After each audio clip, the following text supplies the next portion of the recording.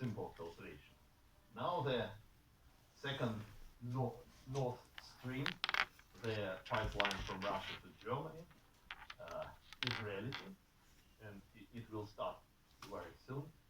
And the capacity of this pipeline is 55 billion cubic meters of natural gas. To produce such kind of energy, it's necessary to get 20,000 wind generators, standard wind generators, let's say in Germany. And for this, it's necessary to get territory 18,000 square kilometers. Are such kind of territories in Germany? No, there are not. So, in our opinion, this is the future of development of global energy system. Hybrid technology, natural gas plus renewables. This is a combination of fossil fuels which could work together. And to our opinion, this is a bridge, energy bridge to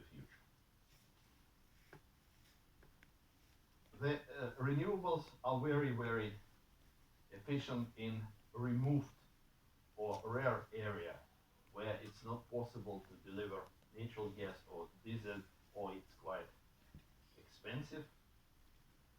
But also, what is the main problem to use solar and wind? What is just one main problem? What do you think? It's not available all the time. Yes, they are not constant. If turbine working with gas produce electricity equal amount, and we could regulate this amount, it's not possible to do with renewables. And in this case, we need accumulators. And this is the main problem for renewables. There are no good enough accumulators so far. Well, it's very strange. It's a lot of investigation and a lot of research, but lithium battery are still, accumulator are still the most, if it's possible to say, efficient way of batteries. They are not efficient at all. This is a problem. If it will be a revolutionary discovery in accumulator, it will help to develop renewables a lot. In this case, well, definitely renewables could be developed more than plus 5.5% in the future. But so far, again, it's time and money, but how long time and how much money, we don't know yet. For instance, we propose one of the very simple solution. We proposed one of the hydrocarbon production company. The result I will explain. The solution is very simple. Natural gas, for instance, from on or offshore deposit, converted to electricity on site, on the same place where there is oil or gas production. And during this production of generation of electricity, there is CO2. And CO2 could be injected in deep aquifers or used to keep the pressure in the gas field itself. Then electricity, which could be generated on site, could be transferred to the cities, and all cars in the cities will use this electricity. Very simple solution, and in principle, it's real. But for oil and gas production company, it's not interesting. They don't care about this one. They care on only gas production. They sell gas. They don't sell electricity. Or they could sell electricity, but the complex project is not interesting. They produce gas from here. They have pipeline. pipeline, and then they take natural gas and send it to the consumers. Just again, this is question of time and investment. Yes, it's very costly project, but in this case, all cars in the cities will use pure electricity. But there are also the system which available on the market. This is a very simple LPG hybrid hot water system. Two sources of energy, solar, main sources, and natural gas in one, or it could be compressed or it could be liquefied. If solar energy, this is for the private house. Solar energy, if solar energy is not enough, you could use these sources of energy. And this is very, very environment friendly technology which could decrease CO2 pollution on 75%. There are a lot of such kind of technologies, and they are coming to the market. And in the end of the lecture, I will show you some other renewable technologies. There is another possibility. For example, on the north of Germany, there are a lot of wind farms, and they produce a lot of, they can generate a lot of electricity, which more than enough for this area. And this electricity could be used to produce hydrogen. By the way, this is one of the suggestions. Yes, it's not the main, but one of the visible sources of energy. And this hydrogen could be pumped in the ordinary natural gas pipeline and transferred to south of Germany, for instance, to Italy. The suggestion in Europe was to give the permission to get in the pipeline up to 10% of hydrogen, but Greece, Spain, and Italy reject this proposal, and now it's between 2 and 3%. But anyway, it will come. Well, this is one of the possibility to use wind to distribute wind electricity in different territories. Well, without any doubts, natural gas consumption will be increased during next 40, 50 years. And in our opinion, in medium term, 40, 50 years, natural gas will be the main sources of energy and will work together with renewable energy sources and will be developed as a hybrid technology. So our answer, our group of researcher answer is natural gas plus renewable.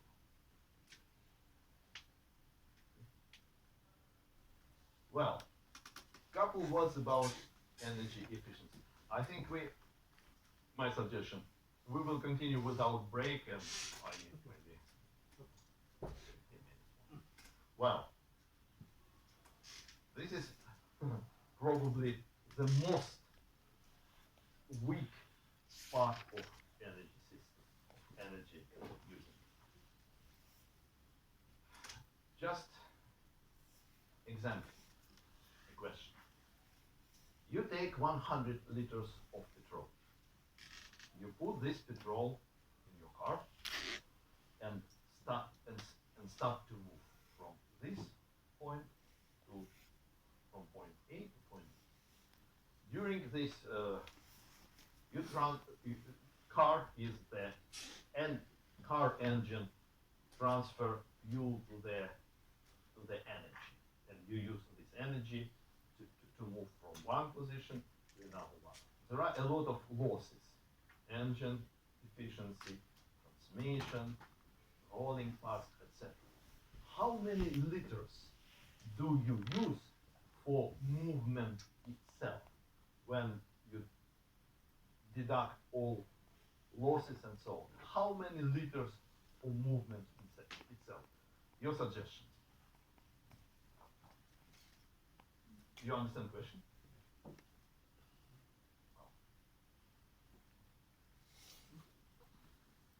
Not 100%, it's obviously, yes, but how many percent, how many liters per 100 liters do you use to move your car? For what distance? Pardon? For what distance? Doesn't matter, from point A to point B. Some of them is lost, some energy is you lost in engine. Engine cannot convert 100%. Some in transmission, some losses in rolling parts, etc., etc., etc. But anyway, you move your car. How many liters do you use? How many percent? 17? 70. Some other suggestion?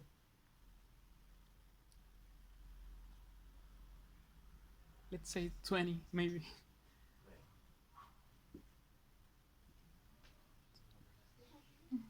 Honey?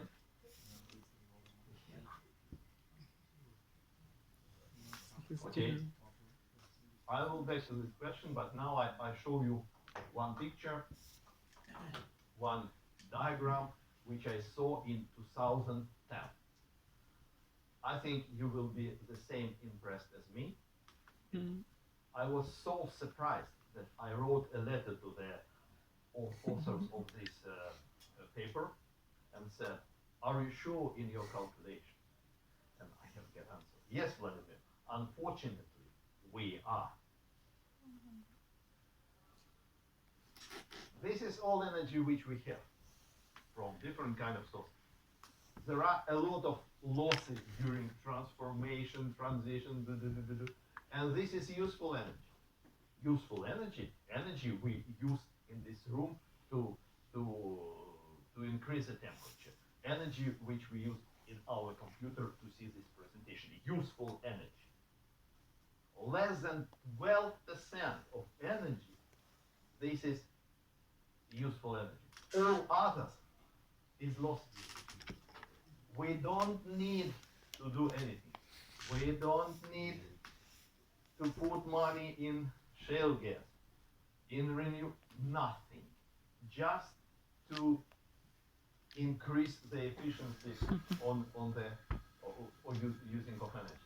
By the way, if we only change the efficiency of transmission of the car, you know transmission is some kind of mechanical part of the car, only in 5%. Now the average loss in transmission is 13%.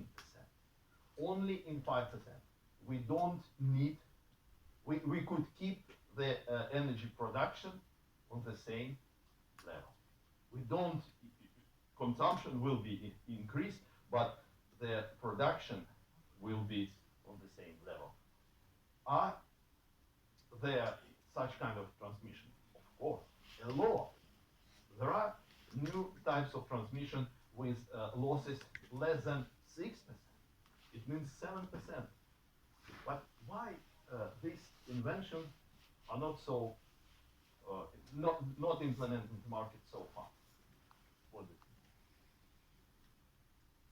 There is solution. It's possible to use in almost all kind of cars. We could decrease losses, could increase efficiency, but almost nothing happens. Very, very few. But why? Is this expensive? It's one of the reasons, but it's not the main. Is this expensive? Well, yes. It's huge amount of money because all technological chain of car production should be changed. 100 huge plants, million workplaces, etc., etc. this is car lobby. They don't need more efficient transmission. But anyway, 12% is terrible. Another investigation which we made by our group, the author of the idea, Professor Bessil, and according to his idea, we divided all countries into categories. Countries with area, territory less than 3 million square kilometers, and the another category with more than 3 million square kilometers. And look, Russia, Canada, and we developed the energy efficiency, like how many energy do you need to produce 1,000 US dollar GNP. For example, let's say this device cost $1,000. Well, in a frame of GNP. How much energy do you need to produce this device? It doesn't matter. Is it China or United States or Australia? You need to spend energy. And according to our calculation, this is average value. But Russia, Canada, and China has very, very non-efficient. This coefficient is very, very high. It's not efficient. Why? What Canada, Russia, China, completely different economies, completely different economical structure. But what is very, very same in all these 3 countries? Pardon? Big area, and it means what? Transportations, and if it's transportation, it's Pipelines. yes. This is the main factor. For instance, in Russia, there are a lot of small villages and even separate houses which have a separate gas pipeline. It's much cheaper for the government to buy an apartment for this family and move them to the nearest village, city, doesn't matter. But anyway, it's still pipeline to one house, and this pipeline could be 100 kilometers. So huge losses during transportation of energy. It's not only natural gas; it's also electricity, etc., etc. Well, we need to touch the ecological aspect, and this is how it looks like. 15%, only 15 liters from 100 you use on to move. And look at this picture. Almost all oil is used for fuel. Different kind of fuels, but anyway, only this is barrel, and this is gallons. Only part of this oil, approximately less than 8%, is used for other products like plastics, etc. But all other is a fuel. Well, this is some interesting data. Well, every minute we burn such huge amount of oil. During the whole history, we burn oil which more than Lake Tahoe in the United States, the 11th deepest lake in the world. And who is the main consumer? We know this is United States of America. By the way, do you know how many vehicles are in China? Roughly. Nobody knows. The United States is almost quarter a billion, and in China, suggestions, more or less in 2 times less, 100 million. More. The same amount.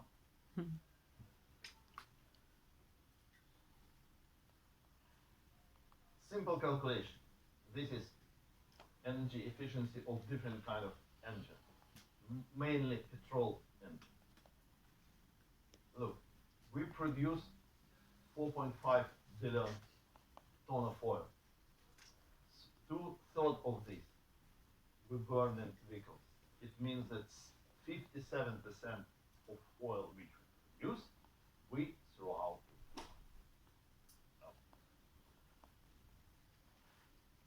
Comments, I don't think that it's possible to make comments. Terrible. In my opinion, this terrible engine should be changed as soon as possible. This is the less efficient engine in our modern life. What is the main argument of opponents of natural gas use? Very simple. This is true. 1 kilo of methane produced during, for instance, electricity generation, 2.75 kilo of CO2. It's possible to discuss the climate problem, the temperature rising problem, but anyway, CO2 pollution is bad. At least we could suggest. And is it possible to reduce CO2? Okay, there are two directions in development of global energy system. To implement, for instance, renewables, which do not produce any CO2, or to use fossil fuel, mainly natural gas, and decrease CO2 pollution. Or, mainly the most realistic, work together. According to our concept, it should be like that. But how to reduce CO2 pollution? One of the technology dealing with carbon capture and storage. For 2050, according to ecological scenario, it should be, the main technology is just to inject CO2 somewhere deeply, somewhere on the text. Different kind of possibilities, and some technology already tested, approved, etc. But the main thing, there is a network of carbon capturing pipeline system, because it's not possible to inject CO2 in each place. There are separate places, mainly all old oil and gas field. We could inject CO2 in this Perros collector area, and in Europe it should be created the pipeline system for 2050. Well, good idea, but unfortunately nothing made up to now. Well, we have 30 years to realize this plan, but no investment, no discussion. It was suggested 5 or 6 years ago, and nothing happened. There is another possibility to convert CO2 to fuel. And if one of the technology which already realized in the United States, I would like to show you, and if it will work. I'm sorry.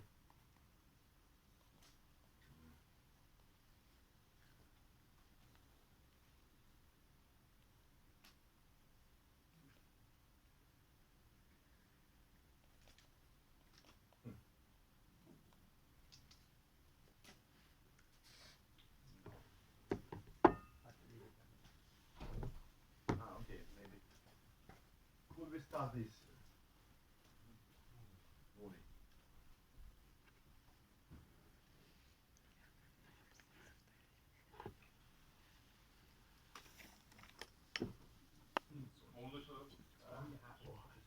Just a second, I will. Yeah.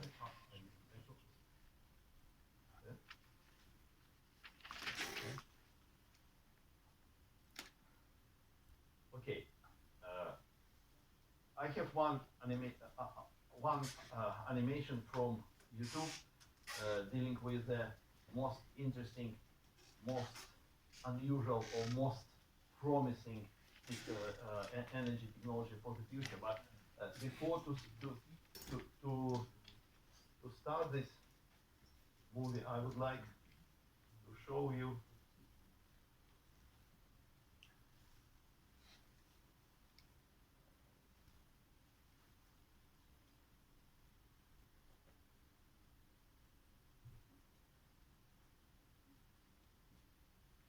Well, there are several such kind of presentation or courses which you could take from our platform. Your university is a member of consortium of 9 universities, and these 9 universities are developing such kind of courses dealing with industrial management and industrial management, particularly in energy industry. And this is a website. You could in almost in 3 weeks, this site will be open for everybody, and you could look through different kind of courses, and some of the information will be even in Chinese language. So,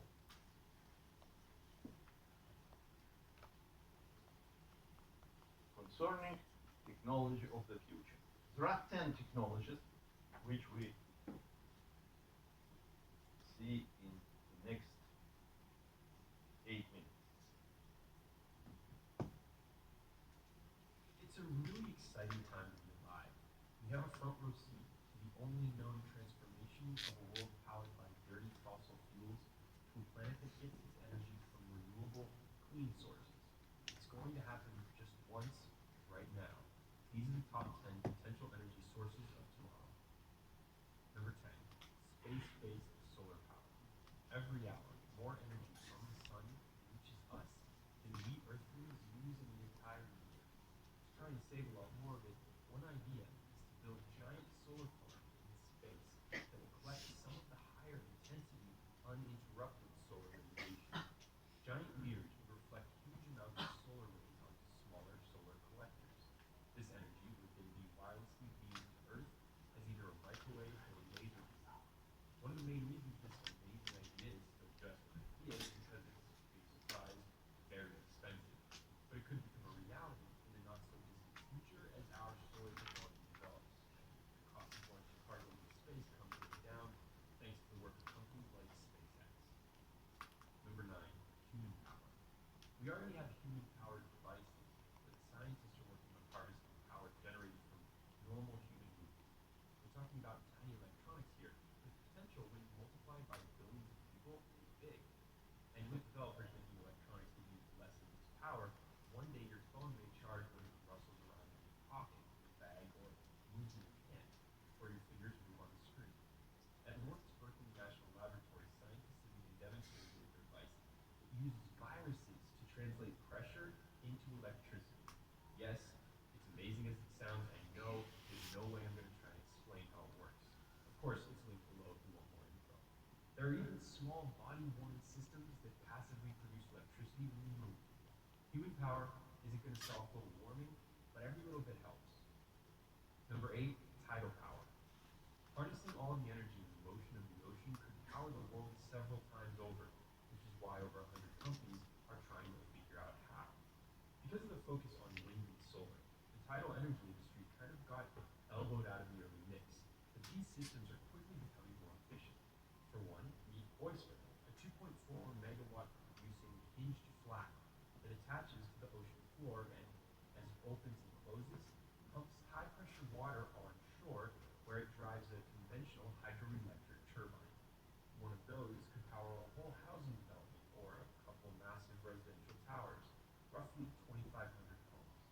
An engineer with the Air Force Academy has created the Terminator wing-shaped turbine that employs lift instead of drag, allowing it to theoretically harness 99% of the wave's energy instead of the 50% that current tidal projects can get.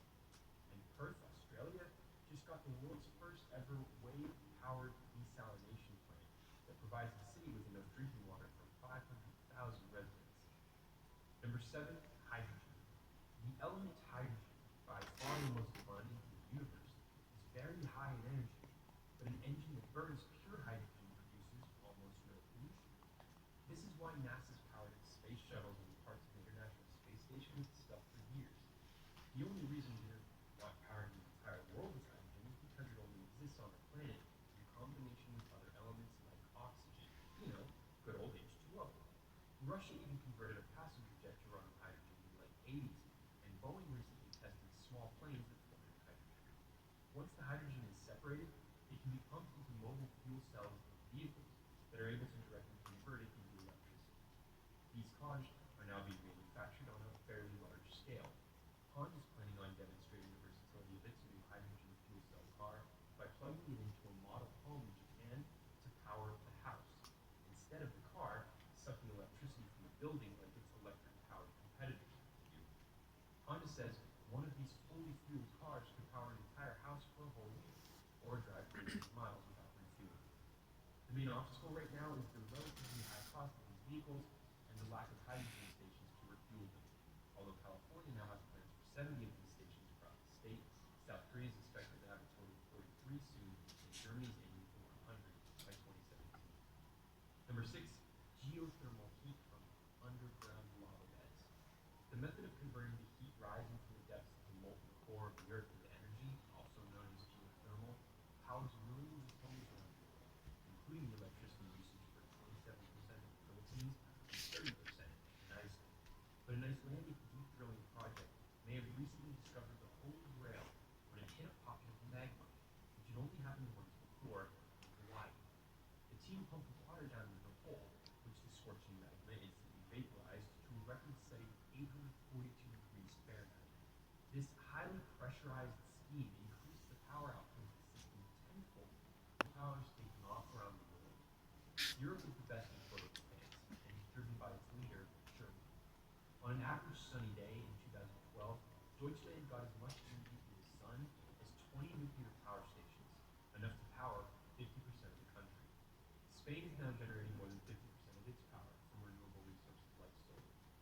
The California desert is home to the largest solar power station in the entire world, and the United States increased its solar capacity by nearly 500% from 2010 to 2014. And if you think that that's as fast as solar can possibly grow, listen to this. Researchers at the Los Alamos National Laboratory in New Mexico just made a significant breakthrough in quantum dot solar cell technology that will allow highly efficient solar panels to double as transparent windows. When this technology becomes cheap enough to hit the mass market in the next couple of years, every sun-exposed window in the world will have the potential to be converted into a mini power station. Number 3, biofuels. From 2002 to 2013, biofuels grew more than 500% in the US as production of crop-derived ethanol and biodiesel became a mainstream substitute or supplement to gasoline in our cars. In fact, back in the day when Henry Ford first developed his Model T, he thought it would run on ethanol. The discovery of vast amounts of cheap oil all over the world fortunately made it the go-to energy source. Renewable biofuels are making a strong comeback now. The only problem is that the currently dominant first generation of biofuels use the same land and resources that have traditionally been used to grow food, which is driving up the cost of food and causing big problems in a lot of the developing world. So something has to change if biofuels are going to give us a chance at replacing oil with something clean burning. That's where a plant like switchgrass comes in. It's hardy, it grows like a weed just about anywhere, and it isn't food. But if we wanted to run all the world's cars on it, we'd need to plant it on an amount of land equivalent to the entire countries of Russia and the United States combined. So that's not going to work. This brings us to the 3rd generation of biofuels, algae, which has all the right ingredients to replace oil once and for all. Algae's natural oil content is greater than 50%, which means it can be easily extracted and processed. We can convert the remaining parts of the plant into electricity, natural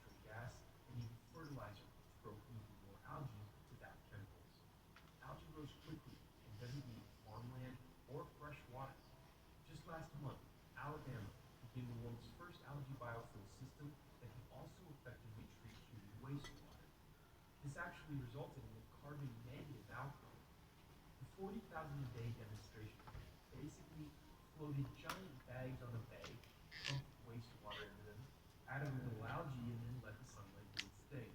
Before long, algae had grown everywhere and cleaned the wastewater so well it could either be released back into the bay or reused by people as drinking water. Number two, flying wind farms. We're already getting a lot of energy from the wind, but with the buoyant air turbine, or BAT, that floats 1 to 2,000 feet above the ground where winds are stronger and more consistent, we could soon be getting that energy much more efficiently. The system is simple. A ringed balloon with a wind turbine in the middle is tethered securely to the ground. It will produce twice as much power as similarly sized tower-mounted turbines. It can even handle winds of more than 100 miles per hour. It can be fitted with additional devices like a Wi-Fi unit, which would help bring the internet to parts of the world that don't have it yet. The buoyant air turbine was designed for bringing renewable wind energy to rural parts of the world, where building a traditional wind turbine was impossible, and will first be deployed in Alaska. It can even automatically detect and adjust its floating height to where the best wind speed is. When the wind speed is dangerously high, the thing will dock itself, eliminating the need for manual labor. Flying wind turbines like this should soon replace all the less efficient tower-based systems and could allow for the construction of offshore wind farms that have, until now, been really expensive to build. Number one, fusion. Unlike fission, nuclear fusion doesn't create any deadly nuclear waste because it fuses atoms together instead of splitting them apart. So there's no threat of a runaway reaction that could lead to a meltdown event. But this is easier said than done. One nuclear prize-winning physicist described fusion as trying to put the sun into a box. The idea is pretty. The problem is we don't know how to make the box. The technical issue is that fusion reactions will produce material that's so volatile and hot it will damage the reactor that created it. This isn't stopping private companies and governments from spending billions to research this technology and solve these problems. And if the immense challenges can be overcome, fusion will provide virtually limitless energy to power the world. That's why the world's wealthiest governments are collaborating on the controversial International Thermonuclear Experimental Reactor in France, known as ITER. When was the last time Russia, China, Europe, and the United States collaborated on anything? That's how important to humanity this project is.